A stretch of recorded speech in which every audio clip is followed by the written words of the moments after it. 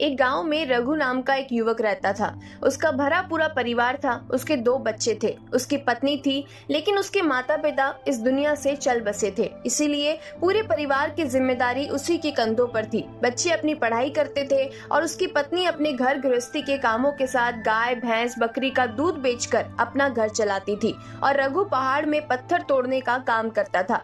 बहुत ही मेहनत भरा काम था। पूरे दिन काम करता, रात को थक कर घर पर वापस लौटता था। लेकिन इतनी मेहनत करने के बाद भी रघु को गांव का कोई भी आदमी मदद के लिए बुलाता तो रघु कभी भी मना नहीं करता था। उसके जीवन का एक ही सिद्धांत था, अगर मैं दूसरों की मदद करूंगा तो परमात्मा मेरा साथ देंगे, परमात्मा मेरे साथ कुछ भी बुरा नहीं होने देंगे। रघु अपने सिद्धांत का पालन बहुत ही दृढ़ता के साथ करता था। वो इस सिद्धांत पर इतना विश्वास करता था कि अगर कोई बाहर का आदमी भी उससे मदद मांग ले तो वो अपने घर का काम भी अधूरा छोड़कर उस आदमी की मदद करने के लिए पहुंच जाता था, जिस वजह से उसकी पत्नी बहुत परेशान रहती थी। वो अक्सर रघु को समझाने की कोशिश करती थी कि सबसे पहले अपना काम करो, अपने परिवार को देखो। 2 बच्चे हैं हमारे और फिर भी तुम दूसरों के काम करने में लगे रहते हो। अरे अपने घर को तो संभाल लो, अपना घर संभल नहीं रहा और तुम दूसरों की मदद करने चले हो। और जब ऐसी ऐसी बातें रघु के कानों में पड़ती तो उसके हृदय में कांटा चुभने लगता था और उन दोनों में लड़ाई झगड़ा शुरू हो जाता था। अक्सर उनकी लड़ाई झगड़े का यही सबसे बड़ा कारण होता था। लेकिन ना तो रघु अपने आप को बदल पाया और ना ही उसकी पत्नी ने उसको समझाना कभी बंद किया। इसी वजह से आए दिन उनके घर में कलेश होता रहता था। जहाँ तक उसके गांव वालों की बात थी तो वो रघु के स्वभाव को जानते थे और वो जानबूझकर जो काम आसान भी होता था, उनके सामर्थ्य में भी होता था, उस काम के लिए भी वो रघु को बुलाते थे ताकि उन्हें कम मेहनत करनी पड़े। कहने का अर्थ ये है कि गांव वाले रघु की सच्चाई का फायदा उठाते थे और सब पीछे से उसका मजाक उड़ा देते, उसे बेवकूफ कहते थे। ऐसे ही समय बीतता रहा और एक दिन रघु की पत्नी बहुत ज्यादा बीमार पड़ गई। रघु से जो कुछ भी सेवा हो सकती थी उसने वो सब अपनी पत्नी के लिए किया। उसने गांव के वैद्य को बुलाकर अपनी पत्नी की जांच करवाई, लेकिन यह रोग वैद्य की पकड़ से बाहर था। इसीलिए उस वैद्य ने कहा कि तुम अपनी पत्नी को नगर में जाकर किसी बड़े वैद्य को दिखाओ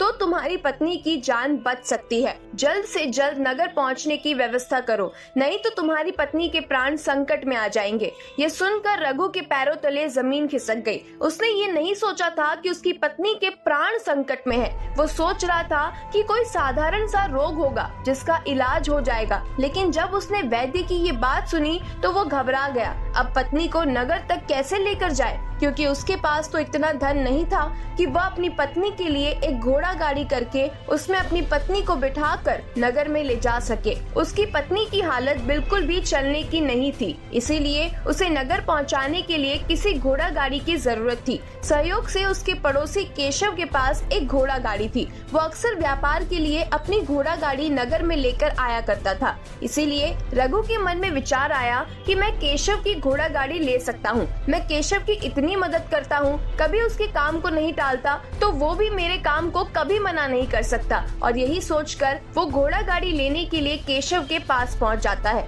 लेकिन केशव बहुत ही चालाक इंसान था। वो बिना किराए के अपनी घोड़ा गाड़ी अपने सगे संबंधियों के लिए भी नहीं ले जाता था। तो रघु की बात तो बहुत दूर की रही। जब रघु ने उससे घोड़ा गाड़ी के बारे में पूछा तो उसने ये कहकर उसका ये काम टाल दिया कि मेरे घोड़े बहुत ज्यादा बीमार है और शायद बच भी मुश्किल से पाएंगे। 5 दिनों से वे कुछ नहीं खा रहे, तो ऐसे में बेचारा घोड़ा कहाँ नगर तक पहुँच पाएगा। अगर तुम कुछ धन की व्यवस्था कर सकते हो तो मैं अपने एक मित्र की घोड़ा गाड़ी तुम्हारे लिए मंगवा सकता हूँ। ये सुनकर रघु परेशान और चिंतित हो गया, क्योंकि उसके पास धन तो था ही नहीं। इसका मतलब उसकी पत्नी बड़े नगर में वैद्य के पास इलाज के लिए पहुँच ही नहीं पाएगी। उलझन भरे हुए विचार लिए हुए जब रघु वापस आ रहा था तो उसने एक दिल को झकझोर देने वाला दृश्य देखा। उसने देखा कि केशव के घोड़े, जो केशव के अनुसार बीमार थे और कुछ खा भी नहीं रहे थे, वही घोड़े गांव का एक युवक उसकी बाड़ से खोलकर बाहर ला रहा था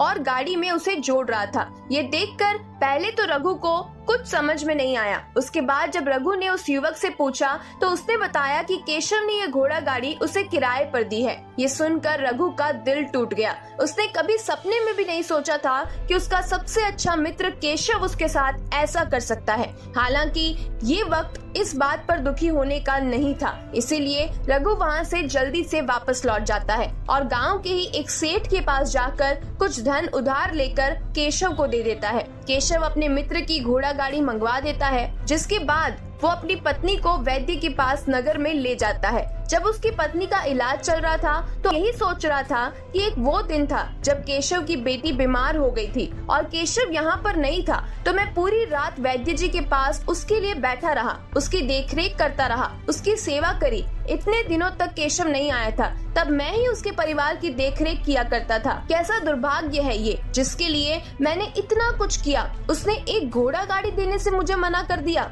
और वो भी तब जब मेरी पत्नी जिंदगी और मौत के साथ खेल रही थी। कुछ देर बाद वैद्य बाहर आकर रघु को एक बहुत बुरी खबर देता है। वो रघु को बताता है कि उसकी पत्नी को कर्क रोग हो चुका है और इसका कोई भी इलाज नहीं है। उसके पास कुछ ही समय शेष बचा है। ये सुनकर रघु दुखी होकर वहीं जमीन पर बैठ गया। उसकी पूरी दुनिया उजड़ने वाली थी और उसे कोई रास्ता नजर नहीं आ रहा था। कुछ समय बाद उसकी पत्नी चल बसी और अब दोनों बच्चों की जिम्मेदारी उसके कंधों पर आ गई थी। लेकिन यहाँ पर रघु के सारे सिद्धांत टूट चुके थे, उसके सारे भ्रम खत्म हो चुके थे। अब उसके दिमाग में एक ही बात थी, अच्छा कर्म करने से परमात्मा साथ नहीं देता, बल्कि बुरे लोग फलते फूलते हैं और इस बात का मैं सबसे बड़ा गवाह हूँ। ये विचार अक्सर उसके दिमाग में चलते रहते थे और इसी वजह से उसका मन धीरे धीरे सन्यासी हो गया, देश दुनिया से दूर हट गया। और एक दिन ऐसा भी आया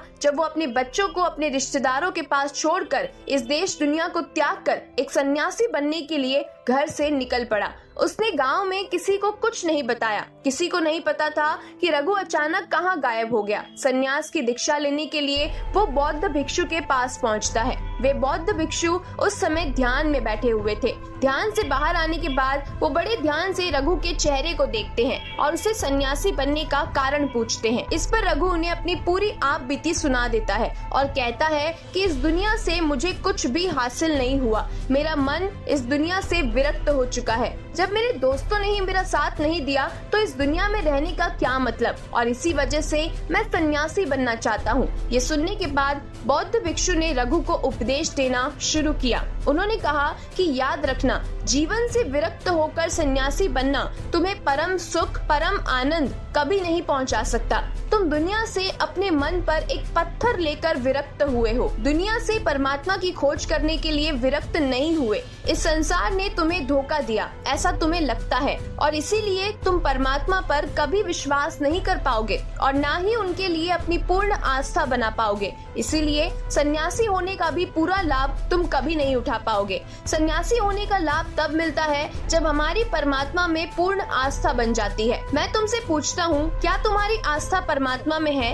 ये सुनकर रघु कहता है, मैं तो दुनिया देखकर आया हूँ कि जो बुरे कर्म करता है वो फलता फूलता है और जो अच्छा काम करता है उसे परमात्मा कुछ भी नहीं देता। परमात्मा उसे केवल दुख ही दुख देता है। इसीलिए मैं परमात्मा पर अपनी पूर्ण आस्था कैसे बना सकता हूँ? ये सुनकर बौद्ध भिक्षु ने कहा कि यही तो मैं तुम्हें समझाना चाहता हूँ कि तुम ऊर्जा अपने सन्यासी जीवन में लगाओ और उसके बाद भी तुम्हें फल प्राप्त ना हो तो तुम्हें कैसा लगेगा। इसीलिए किसी की भी मदद करने के लिए मैं 5 सिद्धांत तुम्हें बताता हूँ। ये 5 सिद्धांत समझकर संसार में वापस लौट जाओ और संसार में एक पूर्ण जीवन जियो। उसके बाद ही सन्यासी जीवन का उदय होता है। ये कहकर बौद्ध भिक्षु ने कहना शुरू किया कि जब भी तुम किसी की सहायता करते हो, किसी की मदद करते हो, उसमें सबसे पहली बात, सबसे पहला सिद्धांत जो ध्यान में रखने का होता है वो होता है कि किसी की मदद करते वक्त, किसी की सहायता करते वक्त कभी भी ये मत सोचना कि आज मैंने इसकी सहायता कर दी,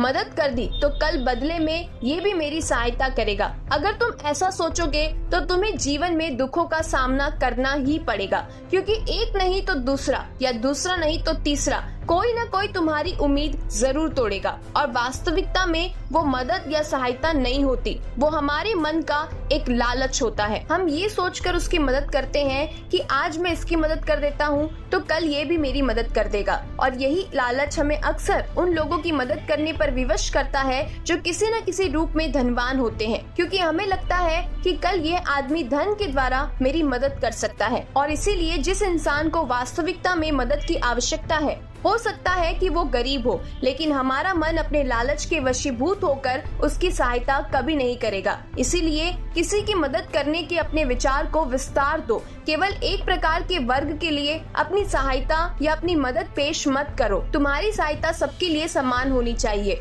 जरा सोचो, एक तरफ तुम्हारा मित्र हो जिसके पास धन है, संपदा है, और दूसरी तरफ कोई गरीब औरत हो जो भूखी बैठी हुई है। तुम्हारा दोस्त तुमसे कहता है कि आज तो खाने के लिए अच्छे अच्छे पकवान मंगवा लो, और दूसरी तरफ वो औरत तुमसे दूर रूखी रोटी मांग रही है, तो तुम किसकी मदद करोगे?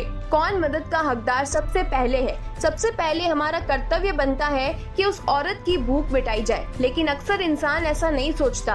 वो अपने दोस्त को तो खिला देगा, उसे तो बाजार से बहुत महंगी वस्तु मंगा कर दे देगा, लेकिन किसी गरीब को उसकी भूख मिटाने के लिए पैसा या धन नहीं देगा। दूसरी बात जो ध्यान रखने लायक है कि सहायता करते वक्त हमारा लालच कभी भी उसके साथ नहीं जोड़ना चाहिए। अक्सर जब हम किसी की सहायता करते हैं तो हमारा लालच और हमारा स्वार्थ उसके साथ जुड़ा होता है, और हम अपनी भविष्य की योजना तैयार करके उस आदमी की मदद करते हैं। हम सोचते हैं कि अगर मैं इसका ये काम करूंगा तो भविष्य में ये आदमी मेरा वो काम पूरा कर देगा, और वो मदद बिल्कुल भी परमात्मा के द्वार को नहीं खटखटाती, क्योंकि वो लालच है। हम अपने आप को धोखा देने के लिए अपने लालच को एक सहायता का नाम दे देते हैं। तीसरी बात जो ख्याल रखने की है वो ये है कि अपने सामर्थ्य के हिसाब से दूसरे की मदद करो। कभी भी एक गलत आदमी को किसी की इतनी सहायता नहीं करनी चाहिए जिससे कि उसका परिवार और उसके बच्चे कष्ट में जीवन बिताए। सबसे पहला फर्ज हमारा होता है अपने परिवार को सुखी रखना, उनकी जरूरतें पूरी करना, और उसके बाद दूसरों की मदद करना। लेकिन कुछ लोग दूसरों की मदद पहले करते हैं और अपने परिवार को तवज्जो कम देते हैं, जिससे कि परिवार में लड़ाई झगड़े आए दिन पनपते रहते हैं। हम समाज में रहते हैं, अपने आसपास हमें जो बात ख्याल में रखनी होती है उसे ध्यान में रखकर अपनी जिम्मेदारियां निभानी होती है। हम अपना कर्म, अपना काम छोड़कर पहले दूसरों की मदद करने के लिए चले जाते हैं, और जब दूसरा बदले में हमारी मदद नहीं करता तो हमारा दिल दुखी हो जाता है। हम सोचते हैं कि मैंने तो अपना काम छोड़कर उस आदमी की मदद की थी और वो आदमी मेरी मदद ही नहीं कर रहा है। इसीलिए अपना धर्म सर्वोपरि, अपना कर्म सबसे ऊपर, क्योंकि वही काम करने के लिए इस दुनिया में हमारा जन्म हुआ है। और सबसे आखिर में जो बात समझने लायक है वो ये है कि परमात्मा की मर्जी से ही सब कुछ होता है। हमारा कर्तव्य है अपने कर्म को करते जाना।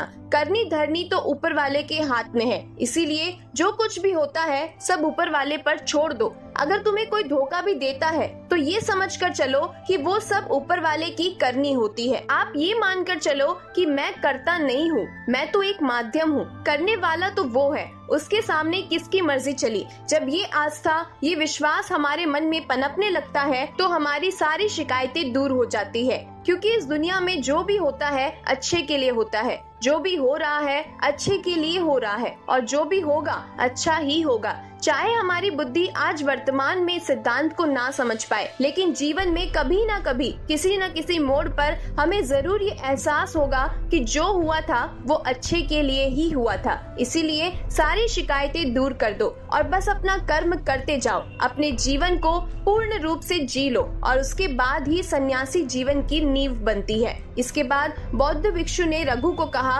कि वापस अपने गांव लौट जाओ, अपने बच्चों को वापस ले आओ, दूसरी शादी कर लो, लेकिन अपने बच्चों का पालन पोषण अच्छे तरीके से करो। ये सुनकर रघु अपने बच्चों के साथ अपने गांव में वापस लौट आता है।